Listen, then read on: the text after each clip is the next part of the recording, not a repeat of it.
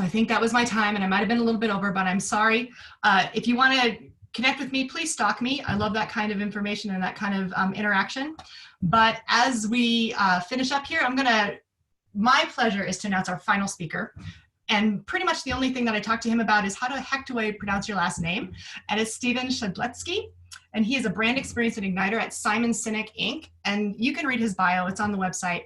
But I just nerded out about the fact, because I love Simon Sinek. So there's lots of really great things that organization is doing. In the brief interaction that Stephen and I got to have before the talk started, it seems like he has a wicked sense of humor. So I cannot wait to hear what he has to talk about. So Stephen, I am just going to kick it on over to you and you can get started.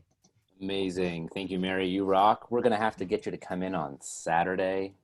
That's a little office space. Yeah, I don't think that's going to happen. No. Yeah. Well, I heard someone said about a month into the pandemic, one of their colleagues posted on their Slack board, it's Friday, only 2 more work days until Monday.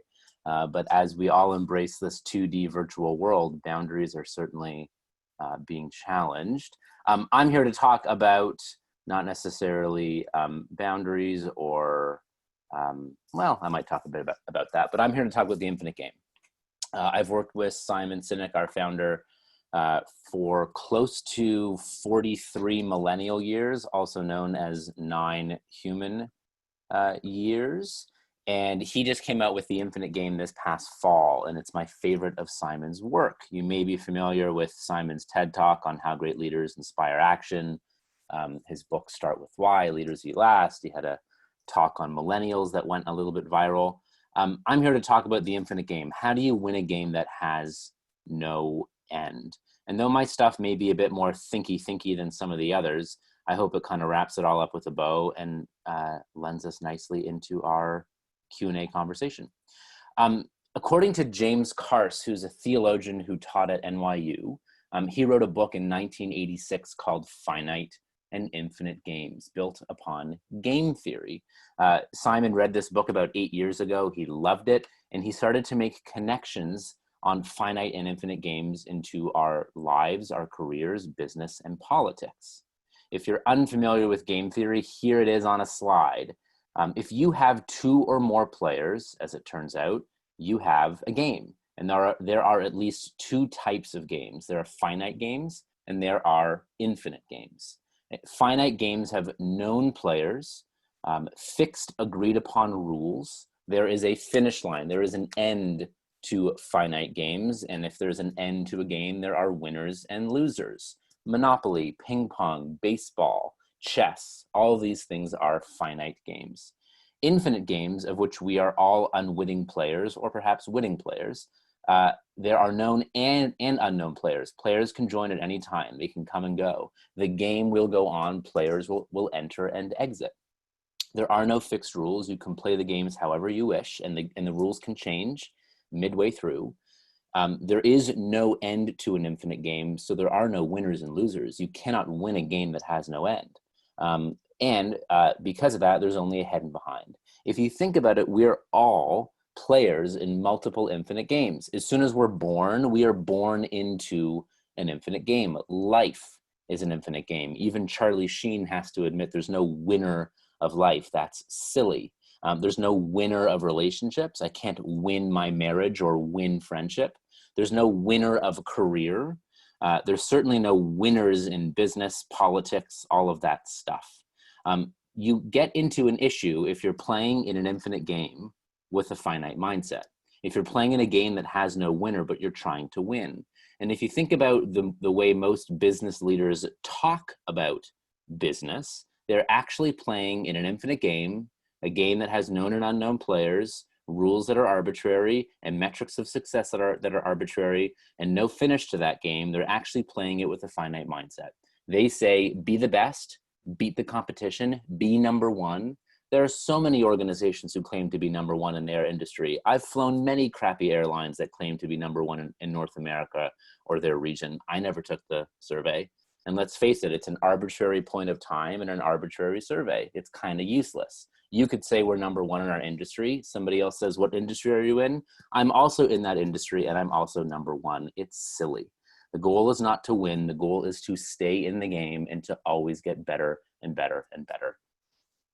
I'll share a little quick example of this. Our founder, Simon, spoke at a Microsoft Education Summit about 9 years ago when Microsoft was being led by Steve Ballmer, who's a finite-minded leader. And he also spoke at an Apple Education Summit some weeks later when Steve Jobs was leading Apple.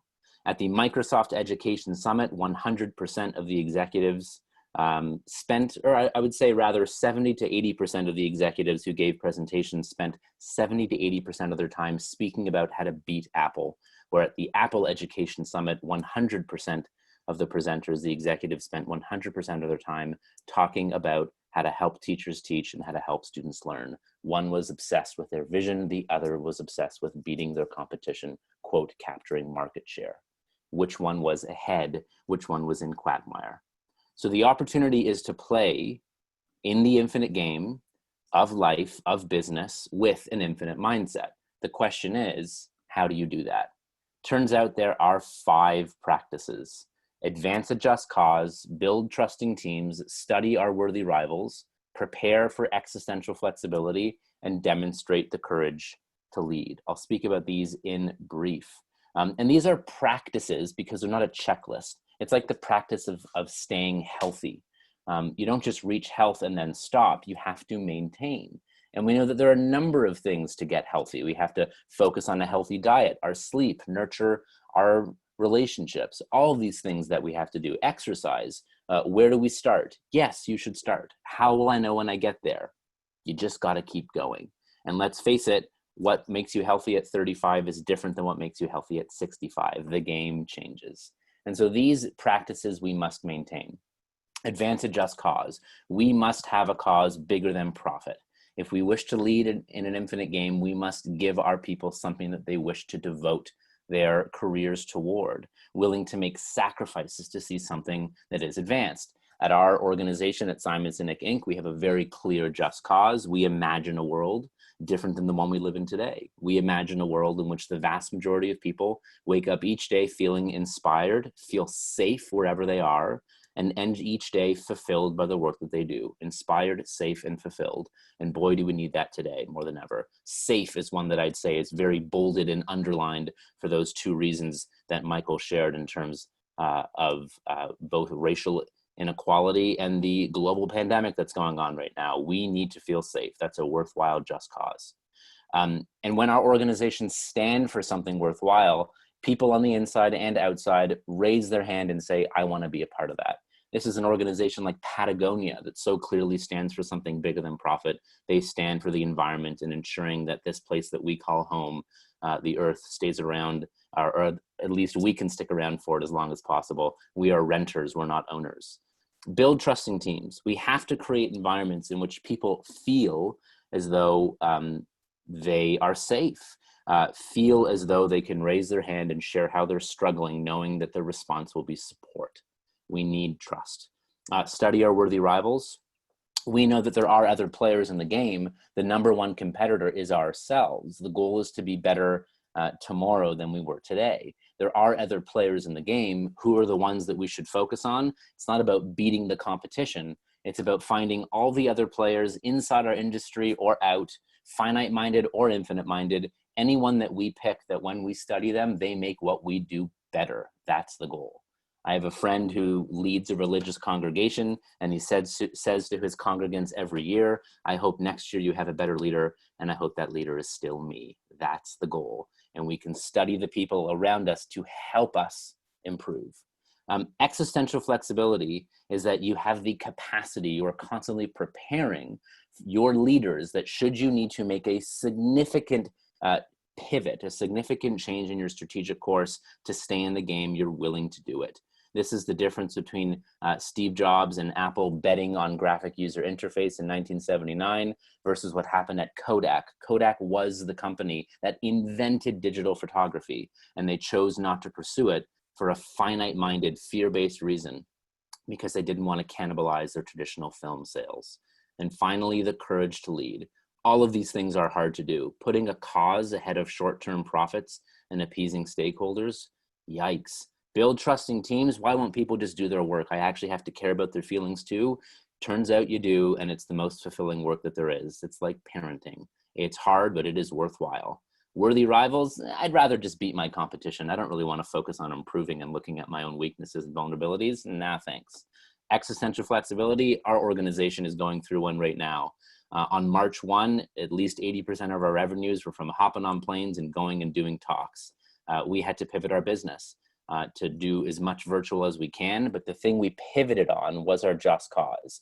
We looked at the world, we looked at the market. What can we do to better bring our cause to life in these new conditions, in these new environments? And one of the things we did is launch our live online classes business. And so good to see some people here today who we've met through those classes.